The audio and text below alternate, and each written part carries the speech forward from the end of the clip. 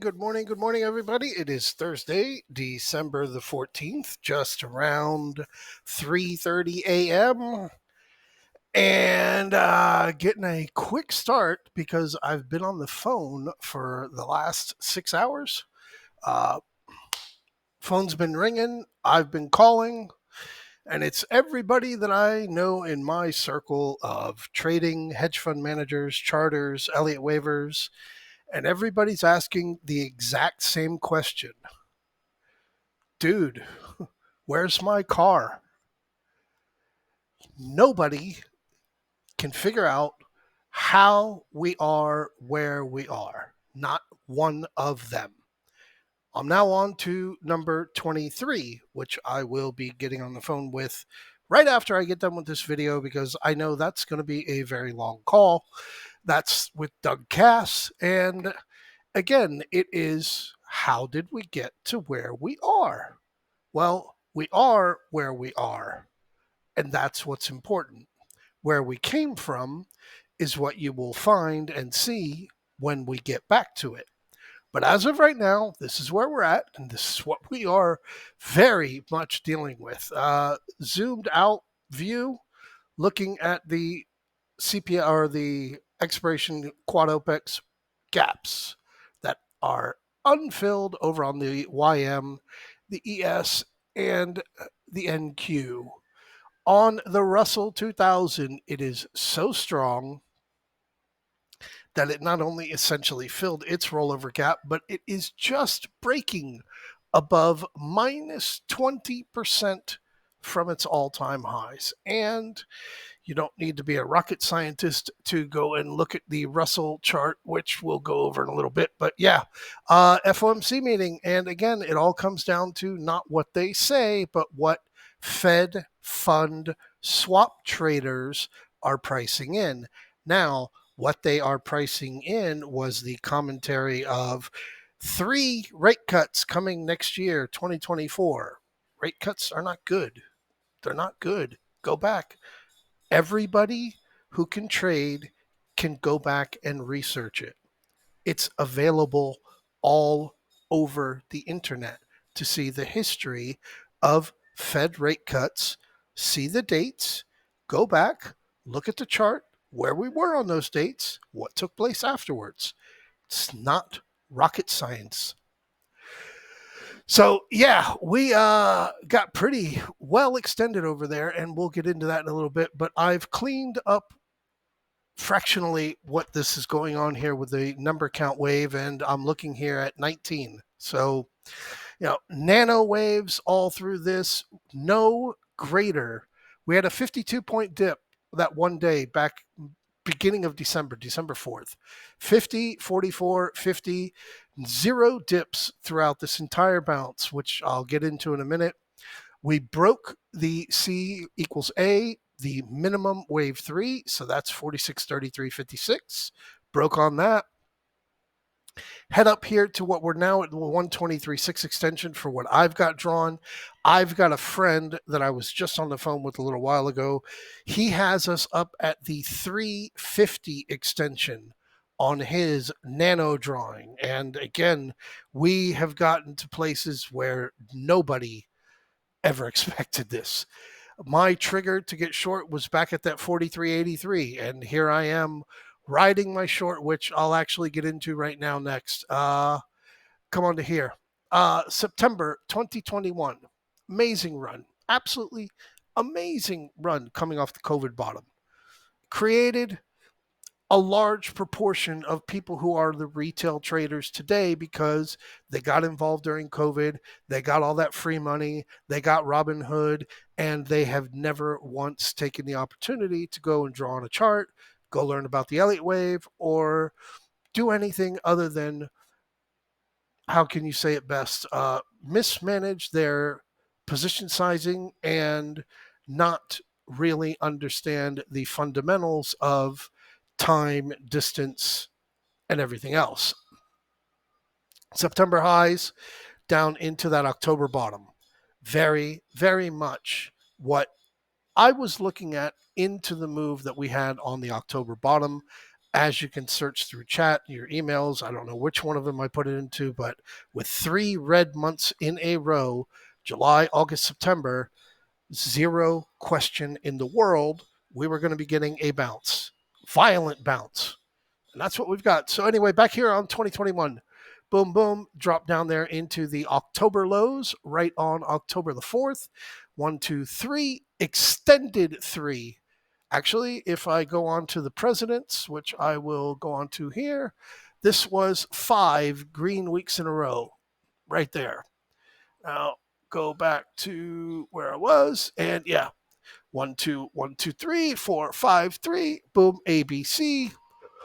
5% dip right there in the early portion of December, right off of Thanksgiving. The AB, another nice little dip here coming into the week of Christmas, and then the final wave up right up into the all-time highs. Now, zoom out here, see where we're at. Obviously, very, very large move coming off of this, and you don't really even need to be an Elliott wave expert to come over here and look and see, okay, I can see it. 1, 2, 3, 4. Okay, now we're in 5, and the 5 is impulsive. It's very extended. There's no structure. So where do we top? Well, we try and pull out some numbers on that because it, again, starts getting very, very difficult to see when you're zoomed in on a nano time frame. And again, having extended as big as we have, literally 47.10, the all-time high is at 48.10, seeing proportionality of 704 and 704 with 798 being the middle portion. Can't go longer than 798. It would obviously make complete total sense that we would go up to 48.18, get that complete move up into around 48.03 would take you right to 700 points. 48.0, what was that? 41.03. So 48.10 take you right around proportionately to 704. There's 97 different ways that you can look at this because it absolutely has no sensibility to it or structure to it other than the fact that we are just continually breaking above levels that haven't really been tested in well over a year. And it all started right back here. I'll zoom out a little bit more just so you can get a better view of it. As we were coming up to that all-time high, July high, bam, everything was killer. 46.70, 46.60, 45.70, 45.65s, and they just kept paying, and we'd pop and we'd drop and we'd roll along that line. And then December 6th, last week, Friday, with the jobs report came, and we have started this final impulsive move to the upside.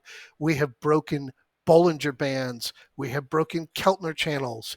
We have broken two standard deviations.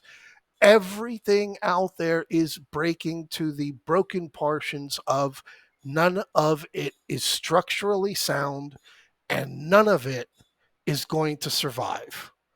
Thus, my focus has continued to be, even though I was in early, and I have no problem with being early because I've been early every time. That's why I got 9 kids. The retracement and where it retraces to and how heavily it retraces to that retracement. As of here, as of now, move on back. There you go. No, wrong one. That one here. As of now, a minus 1% move is only 46.62, which very good. We got our plus minus 1% out of the way yesterday. 19 trading sessions. Let me just show you here, right? 19 trading sessions. It was literally back on November 14th, the CPI gap up move. That was the last time we got a plus 1% day. All of this structure move all through 2 days. 2 days we're sitting here in the 4600s. 1 day open close in the 4600s. High low 4600s, and bam, we're into the 4700s immediately. So a little bit of a grain of salt of, understanding that you're pretty fucked up right now is kind of one of those positions that you need to be in. And with the VIX where it is, it's one of those times where you take advantage of it going out. If you're already in a position, you get a better position.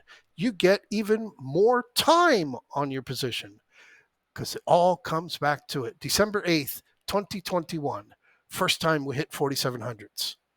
Couple of visits, a little bit of a dip right there. The week after OPEX, dip down there, 45.31 on the Monday. Again, 2021. 3 prints in the 4800s, 0 closes in the 4800s. And then we abandoned the 4700s, having visited it on January 13th, closed on it on January 12th, and had not seen it since until yesterday. So, yeah, it is very much a holy hell, what is going on here kind of situation. And at the same time, you have yourself 6 green weeks in a row. 1, 2, 3, 4, 5, 6. And we are currently on a 7th green week. Should we close on Friday, 4 p.m., 4 p.m. on Friday, should we close above 45.93.39? 2 ways people look at this. They look at it saying, well, that's 7 green weeks in a row. We're never going to dip. Then there's other people that look at it and go, that's 7 green weeks in a row. That streak's going to end. And when that streak does end, I'm going to get paid for it. And that's why currently, as of yesterday, a red close on the Friday week is up to 350, fractionally getting fills at $4, which again, you're getting a $4 risk, a $4 return on a dollar risk. It's not kind of one of those things that you go out there and you buy 30,000 contracts on. Talking on the contract side, I'll get to that in a minute. Here on the QQQ, a visit into the 400s yesterday, a plus 1% day, which is nothing abnormal for the QQQ. Had minus 1% days all during this rally to the upside. Not really fractional, but plus 50% year to date. That's something to keep into consideration. Over on the SPX, where are we? Plus 22%. Yesterday and today, first 2 times we got plus 20% year to date. So once again, something to keep in mind and to be very considerate about. So I'll leave you with one last thing that I am looking at. First and foremost, we'll go to the QQQ. We are at 404.36. Bigger, broader, wider view on QQQ. You know what? We'll go to this in a minute. Fake print that was on the browser, on the app, right up there at the all-time highs, which is 408.71. This is very clean to be able to see 1, 2, 3, beautiful 4, and very much here into a 5 with all of us having right now is pretty clean. 1, 2, 3, 4, and we are in the 5th of the 5th. Final 5th of 5th. So call it what you want, be as frustrated as you'd like to be, but that's the way that it was going into the end of 2021 and actually going into the end of 2022 was pretty much the same thing. When we were going into the end of 2022, it was all about the Santa Claus rally. Right on in there. Topped out again, boom, perfectly 4100 FOMC meeting right over here on December 13th, and then shaved it off for an 8% drop right on into December 22. Santa Claus rally is the last week of December and the first 2 days of January. So I was looking for a rally to start. Hey, come on, man, we're getting a rally. We're getting a rally, and we are going to rally. And I have my video out there on the 2022 predictions as to where I thought stocks were going to be going this year. Pretty much all of them hit those areas as we were going into February, but all of them into April. Again, everybody here, oh man, we're not bouncing. We're not bouncing. We're not bouncing. Damn it, we're not bouncing. And the same thing you had over here going into the end of 2021. We're looking for a pull down, and now No, we're still going higher. We're still going higher. You suck. You suck. And yeah, it was, what was this? January 24th. We were already below the October lows. So, you know, trading is not as difficult as it sounds. Obviously, money is your measurement. You're going to calculate with it. You're going to look to add to it. You're going to look to obviously continue to have it grow, and you need it in order to be able to trade. But that is 20% of what trading is. The other 80% is mental.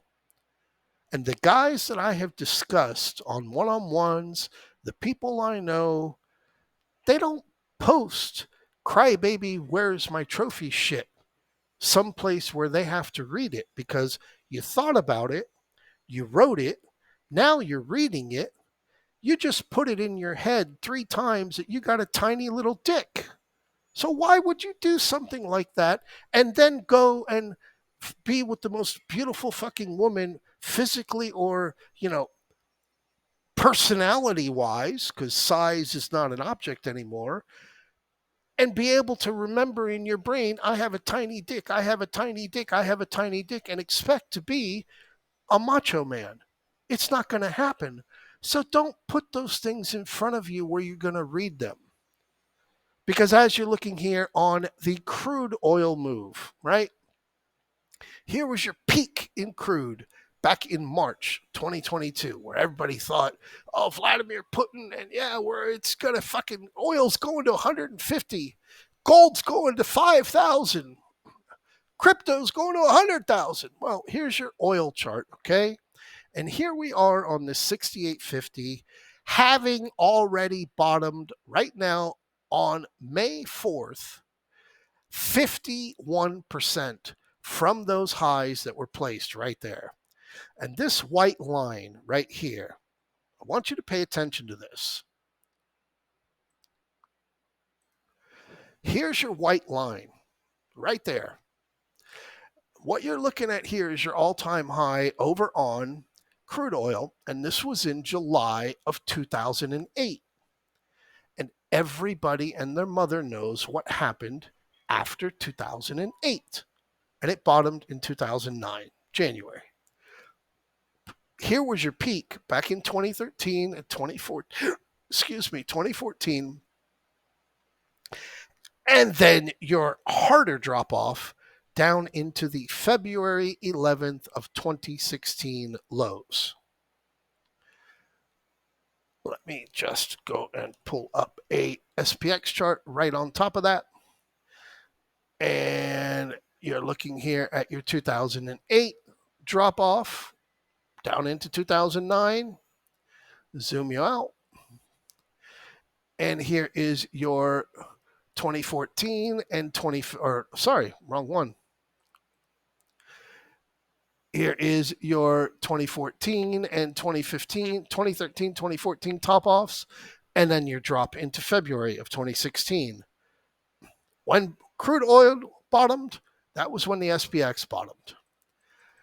And now here we are where we are, up where we are, with a big, humongous triangle wedge, and everybody and their grandmother knowing CPI is fake. What they're talking about on the economy is fake, and what's happening with my daily, what I need to do, is 100% fake.